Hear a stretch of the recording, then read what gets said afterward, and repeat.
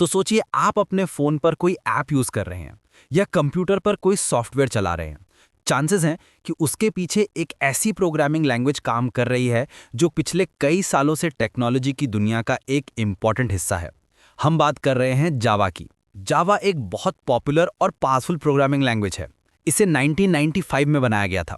आज इसकी ownership Oracle के पास है और उनका कहना है कि 3 बिलियन से ज़्यादा डिवाइसेस पर जावा चलती है।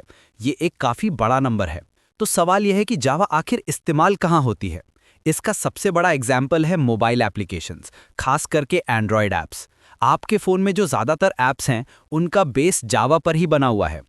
इसके अलावा डेस्कटॉप एप्लीकेशंस यानी आपके कंप्यूटर पर चलने वाले सॉफ्टवेयर, वो भी जावा में बनते हैं। और लिस्ट यहीं खत्म नहीं होती। बड़ी बड़ी वेबसाइट्स, वेब सर्वर्स और एप्लीकेशन सर्वर्स भी जावा पर डिपेंड करते हैं।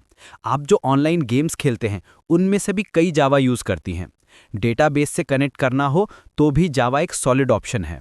बेसिकली इसके यूजेस बहुत ज़्यादा हैं, लेकिन इतनी सारी लैंग्वेजेस के बीच लोग जावा क्यों यूज़ करते हैं? इसके पीछे कुछ अहम कारण हैं।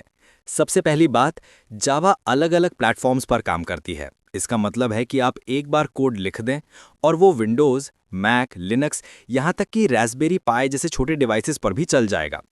ये दुनिया की सबसे पॉपुलर प्रोग्रामिंग लैंग्वेजेस में से एक है और पॉपुलैरिटी का सीधा कनेक्शन जॉब मार्केट से होता है।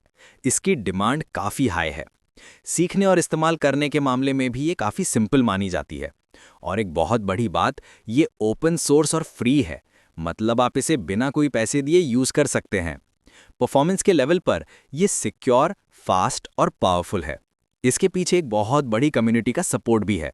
हम बात कर रहे हैं tens of millions of developers की। तो अगर आप कहीं फंस जाते हैं तो हेल्प मिलने के चांसेस काफ़ी ज़्यादा होते हैं। टेक्निकल साइड पर जावा एक ऑब्जेक्ट ओरिएंटेड लैंग्वेज है। अब इसका सीधा सा मतलब ये है कि ये प्रोग्राम्स को एक क्लियर स्ट्रक्चर देती है। इससे कोड को बार बार रीयूज़ करना आसान हो जाता है, जिससे डेवलपमेंट का टाइम और पैसा दोनों बचता है। जो लोग पहले से C++ या C# जैसी लैंग्वेजेस जानते हैं, उनके लिए जावा पर स्विच करना या जावा से उन लैंग्वेजेस पर जाना भी आसान होता है, क्योंकि इनके कॉन्सेप्ट्स काफ़ी मिलते जुलते हैं। आपको एक छोटा सा आइडिया देने के लिए किसका कोड दिखता कैसा है, एक सिंपल सा एग्जाम्पल देखते हैं। मान लीजिए हमें कंप्यूटर को कहना है कि वो यूज़र को हेलो जॉन लिखकर दिखाए। जावा में इसके लिए पहले क्लास बनाई जाती है, जैसे पब्लिक क्लास मेन। इसके अंदर प्रोग्राम का एंट्री पॉइंट होता है, जिससे हम लिखते हैं public static void main string args.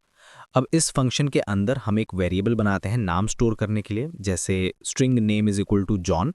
और आखिर में system.out.println कमांड का यूज़ करके हम स्क्रीन पर हेलो जॉन प्रिंट करवा देते हैं।